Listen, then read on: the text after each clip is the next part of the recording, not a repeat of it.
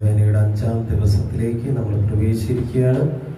ഇന്നേ ദിവസം പരിശുദ്ധാത്മാവിന്റെ ദാനമായ അറിവിന് വേണ്ടി നമുക്ക് പ്രാർത്ഥിക്കാം. നമുക്ക് ഒരുമിച്ച് പരിശുദ്ധാത്മാവിന്റെ ഗാനം ആലപിച്ച് നമുക്ക് പ്രാർത്ഥിക്കാം.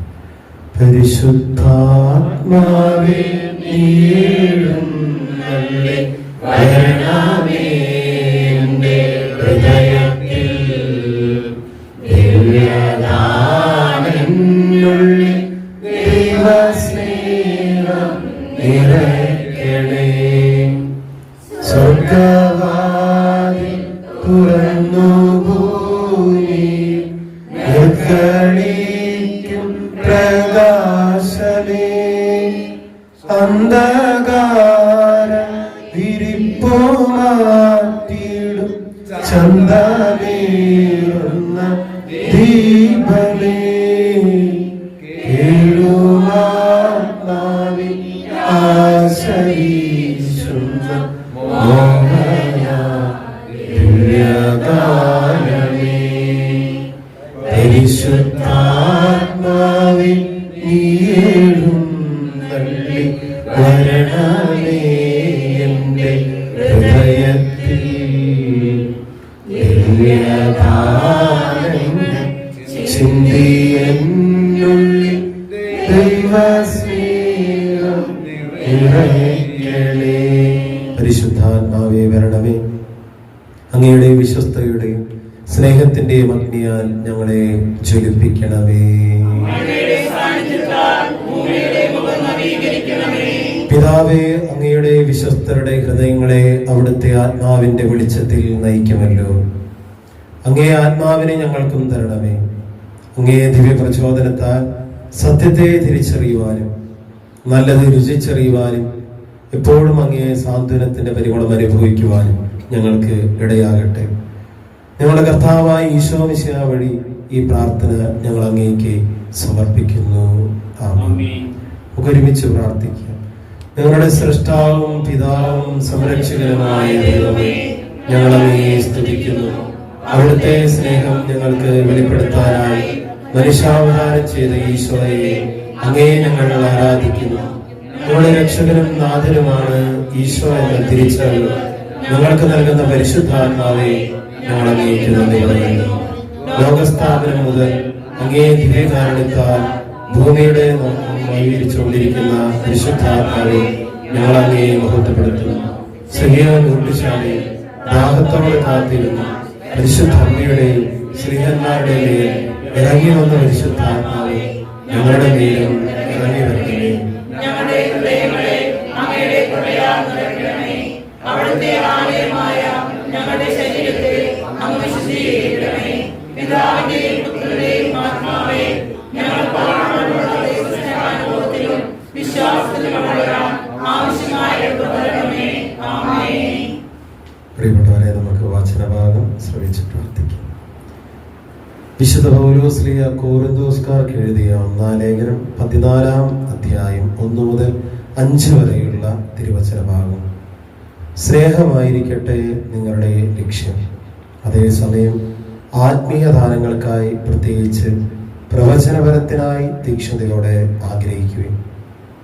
ഭാഷാപരമുള്ളവൻ മനുഷ്യരോടല്ല ദൈവത്തോടാണ് സംസാരിക്കുന്നത്. അവൻ പറയുന്നത് ആരും ഗ്രഹിക്കുന്നില്ല. അവൻ ആത്മാവിനാൽ പ്രചോദനായി രഹസ്യങ്ങളെ കുറിച്ച് സംസാരിക്കുന്നു. നേരെ മറിച്ച് പ്രവചിക്കുന്നവൻ മനുഷ്യരോട് സംസാരിക്കുന്നു. അതവരുടെ ഉത്കർഷത്തിനും പ്രോത്സാഹനത്തിനും ആശ്വാസത്തിനും ഉപകരിക്കും. ഭാഷാപരത്തോടെ സംസാരിക്കുന്നവൻ തനിക്ക് തന്നെ അഭിവൃദ്ധി കൈവരുത്തുന്നു. പ്രവചിക്കുന്നവനാകട്ടെ സഭയ്ക്ക്. നിങ്ങളെല്ലാവരും ഭാഷാപരത്തോടെ സംസാരിക്കണമെന്ന് ഞാൻ ആഗ്രഹിക്കുന്നു. എന്നാൽ നിങ്ങൾ പ്രവചിക്കുന്നെങ്കിൽ അത് കൂടുതൽ ഉത്തമം. ഭാഷാപരമുള്ളവന്റെ വാക്കുകൾ സഭയുടെ ഉത്കർഷത്തിന് ഉതകും വിധം ആരെങ്കിലും വ്യാഖ്യാനിക്കുന്നില്ലെങ്കിൽ പ്രവചിക്കുന്നവനാണ് അവനേക്കാൾ വലിയവൻ. നമുക്കിരിക്കുക.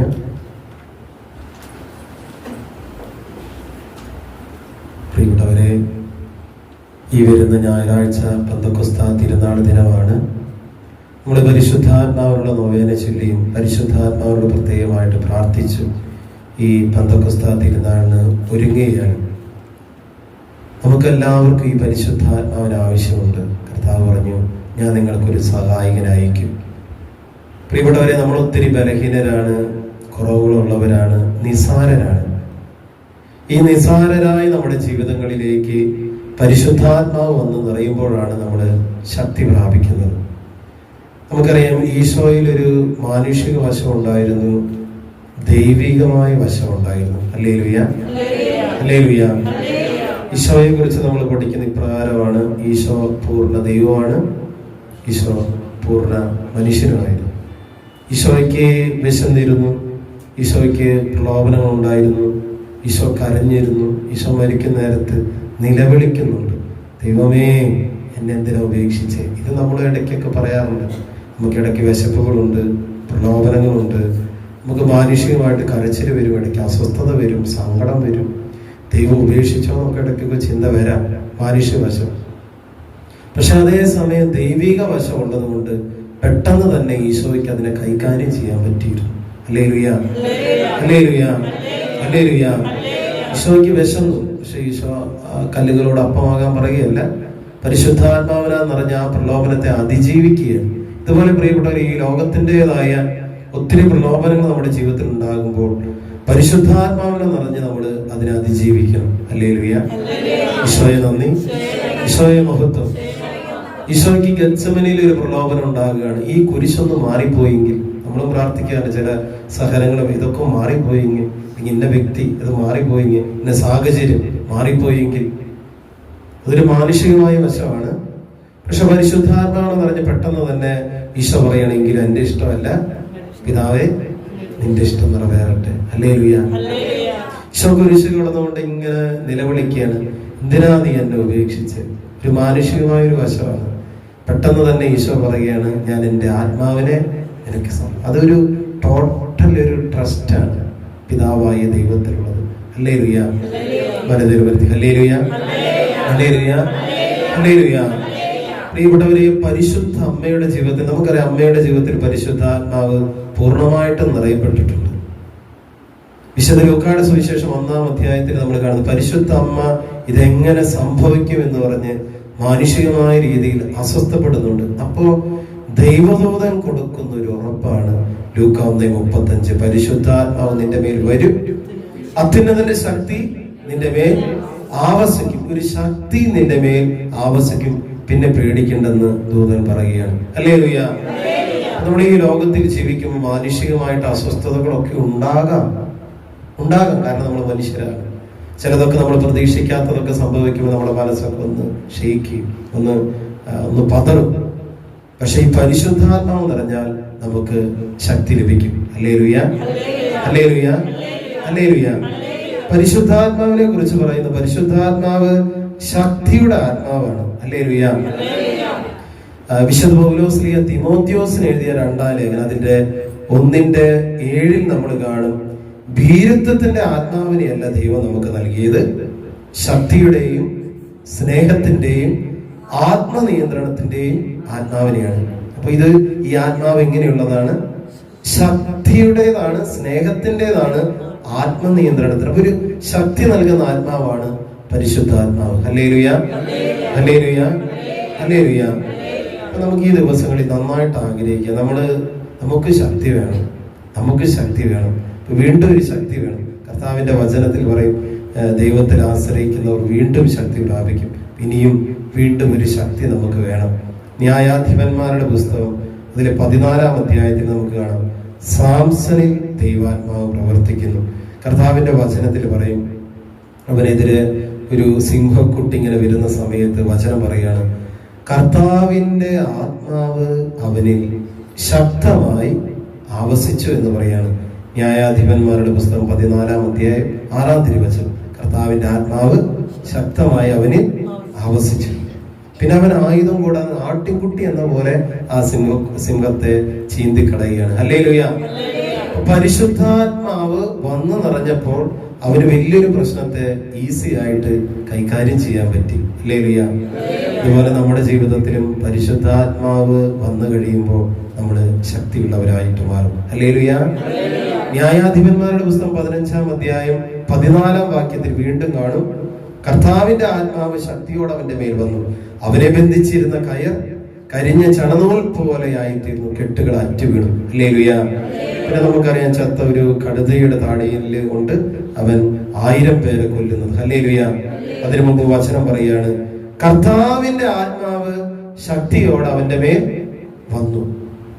അപ്പൊ പ്രിയപ്പെട്ടവരെ, കർത്താവിന്റെ ആത്മാവ് നമ്മുടെ മേൽ വന്നു കഴിഞ്ഞാൽ നമ്മൾ ശക്തി പ്രാപിക്കും. ഹല്ലേലൂയ.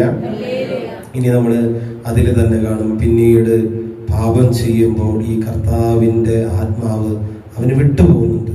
ഇതാണ് ഒരു മനുഷ്യന്റെ ഏറ്റവും വലിയ അധപതനം. നമ്മുടെ ജീവിതത്തിൽ പരിശുദ്ധാത്മാവ് നമ്മളെ നയിക്കുന്നു. ഈ പരിശുദ്ധാത്മാവ് നമ്മളെ വിട്ടുകഴിഞ്ഞാൽ അവിടെ മുതൽ നമ്മുടെ ജീവിതത്തിന്റെ തോൽവി ആരംഭിക്കുകയാണ്. കർത്താവിന്റെ വചനത്തിൽ പറയുന്നത്, നമ്മൾ സങ്കടത്തോടെ വായിക്കേണ്ട ഒരു വചനമാണ്.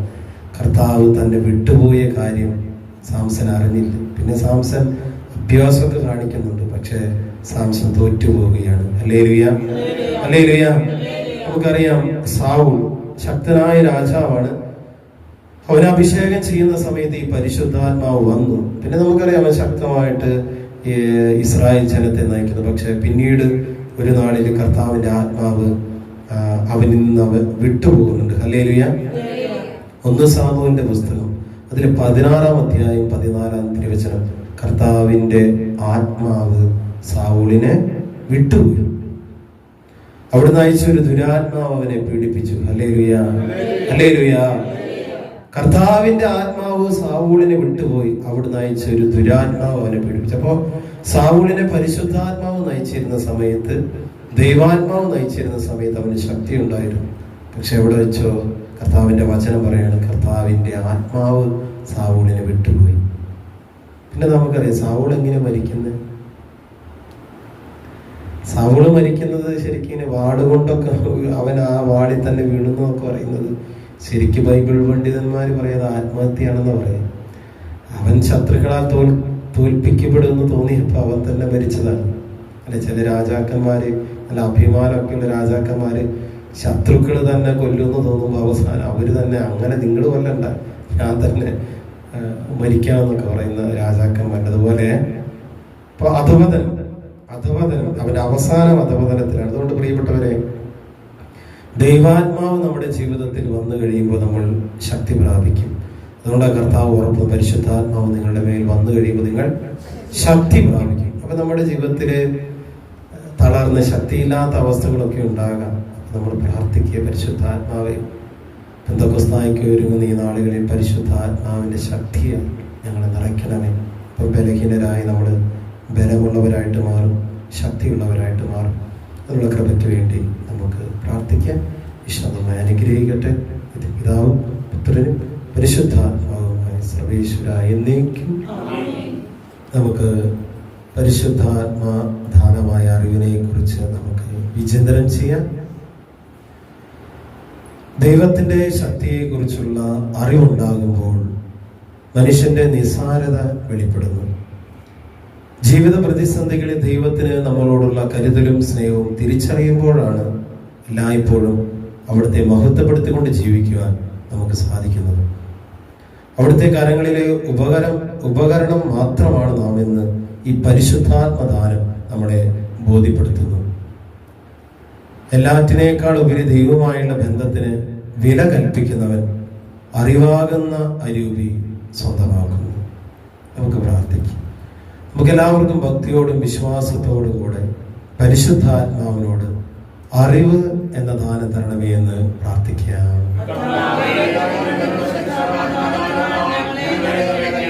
ജ്ഞാനത്തിലും പ്രായത്തിലും ദൈവത്തിന്റെയും മനുഷ്യരുടെയും പ്രീതിയിലും വളർന്നു വന്ന ഈശോയെ പോലെ ഞങ്ങളും വളരുവാനായി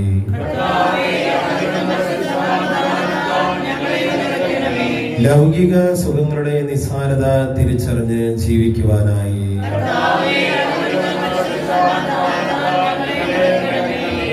ബുദ്ധിയും മനസ്സും അങ്ങയുടെ ദാനമാണെന്ന തിരിച്ചറിവിൽ ജീവിക്കുവാനായി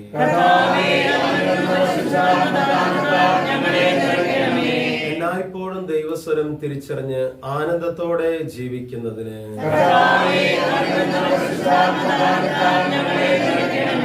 ദൈവവചനം ദൈവവചനത്തിൽ അധിഷ്ഠിതമായ ജീവിതശൈലിക്ക് ഉടമയാകാൻ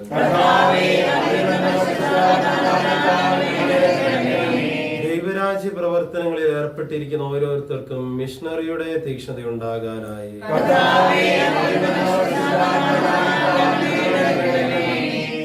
ഈശോ പഠിപ്പിച്ച പ്രാർത്ഥന നമുക്ക് ഭക്തിയോട് ആവർത്തിക്കാം. സ്വർഗസ്ഥനായ ഞങ്ങളുടെ പിതാവേ,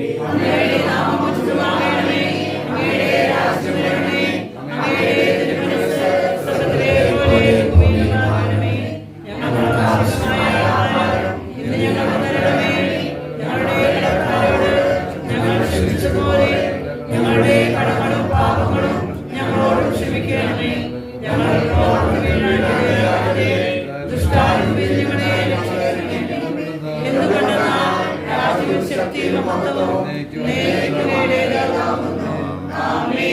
പരിശുദ്ധ അമ്മയോടുള്ള പ്രാർത്ഥന.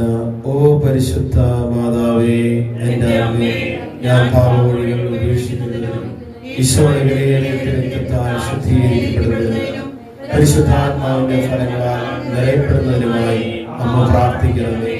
പാപത്താൽ കഠിനമാക്കപ്പെട്ട ഹൃദയം എടുത്തു മാറ്റി എസെക്കിയേൽ പ്രവാചകൻ വഴി വാഗ്ദാനം ചെയ്യപ്പെട്ട പുതിയ ഹൃദയം തരണമേ. അവർക്ക് ഞാനൊരു പുതിയ ഹൃദയം നൽകും, ഒരു പുതിയ ചൈതന്യം അവരിൽ ഞാൻ നിക്ഷേപിക്കും. അവരുടെ ശരീരത്തിൽ നിന്ന് ശിലാഹൃദയം എടുത്തു മാറ്റി ഒരു മാംസ ഹൃദയം ഞാൻ കൊടുക്കും. അങ്ങനെ അവർ എന്റെ കൽപ്പനകൾ അനുസരിച്ച് ജീവിക്കുകയും എന്റെ നിയമങ്ങൾ ശ്രദ്ധയോടെ പാലിക്കുകയും ചെയ്യും. അവർ എന്റെ ജനവും ഞാൻ അവരുടെ ദൈവവുമായിരിക്കും.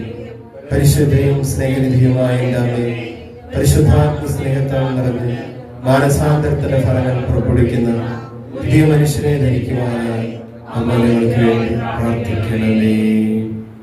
എന്റെ ദൈവമേ, ദയെന്ന പുണ്യം ഞങ്ങളിൽ നിറയ്ക്കണമേ. ഞങ്ങളുടെ ഈ പ്രവൃത്തികൾ വഴി ഞങ്ങൾ അനേകർക്ക് മാതൃകയാകട്ടെ. ഞങ്ങൾ ആർക്കും ദുഷ്പ്രേരണയ്ക്ക് കാരണമാകാതിരിക്കട്ടെ.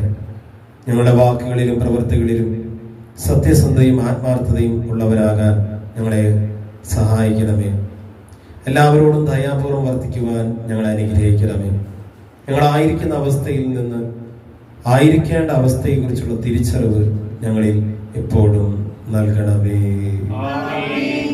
നമുക്കൊരു നിമിഷം കണ്ണുകളടച്ച് കൈകൾ കൂപ്പി പരിശുദ്ധാത്മാവിന് പൂർണ്ണമായി നമ്മെ തന്നെ സമർപ്പിക്കാം.